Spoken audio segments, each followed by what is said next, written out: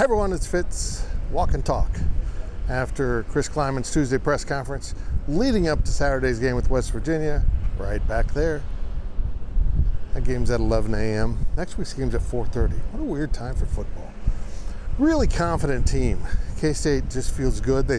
They know they didn't play perfectly, but everything kind of went on schedule, so to speak, for the KU game. Got the win, got out with no major injuries, really weren't pushed too hard, accomplished what generally they need to do on offense and defense, although KU managed K-State's return game pretty well. It was something I asked Chris Kleiman about moving forward, if he expects to see more directional kicking and just trying not to play with the dynamite that is K-State's return game. K-State has no players on the roster that have beaten West Virginia. How about that? The Mountaineers are on a win streak against the Cats. I think their K-State's last victory, Skyler said, was the year before he arrived.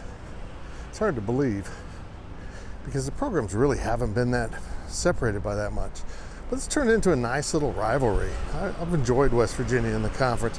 I think West Virginia is a really good program. It's a comparable school to the conference. I've liked this edition quite a bit, and I love playing the Mountaineers because they bring with them a little tradition, a little feel for winning, a little bit of attitude about who they are. And I like Neil Brown quite a bit, so it's only amped that up even more. So I'm looking forward to Saturday's game. It's a game K-State, I've been saying need to win, and they're kind of past the need point right now. They're going to a bowl game.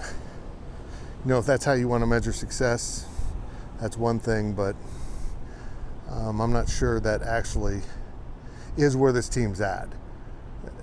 They're not just happy being 6 wins and going to a bowl game, so the Crap Fest Bowl in somewhere in Texas or someplace else. They want to climb that bowl chart. And to do that, they're really going to have to get past West Virginia, maybe Baylor next week, to kind of assert themselves in that upper half of the conference. And that's really why 3 weeks ago, when people were so down on the program, that I was less so. And they were 3-3, had lost 3 in a row, but I knew those were really good teams. Now, did I think they were going to run all 3? In hindsight, it seems obvious, but coming out of those 3 games, I knew there were some confidence issues going on with K-State that they needed to correct, and almost cost them a game at Texas Tech. Honestly, it was a game that they were going to win if, unless they got their own way, and that's exactly what happened. They barely got out of the win, but since then, TCU and KU, it's been a lot of confidence. So I think it's really important on Saturday that K-State comes out and feeds into that confidence, because it's really high right now. But you also sense there's an undertow of fragility to it. Like, it could come undone. The confidence could maybe falter at the wrong time for this K-State team. I'm really hopeful about the rest of this season. I look at these last 3 games as all like bonus. I think they need more wins, don't get me wrong. But now we're going to find out exactly where this program's at. Is it just good enough to get bowl eligible in a Big 12 conference? It honestly isn't overwhelming. It's got some pretty salty teams, but there's no team right now in this conference, certainly not in the conference of the 8 teams that will be with the Big 12 for long, that K-State couldn't surpass in the next year or 2. But to get to where K-State wants to be, to get to the point of maybe surpassing the likes of, they've gotten TCU, but Baylor has climbed up in there, Iowa State, of course, Oklahoma State.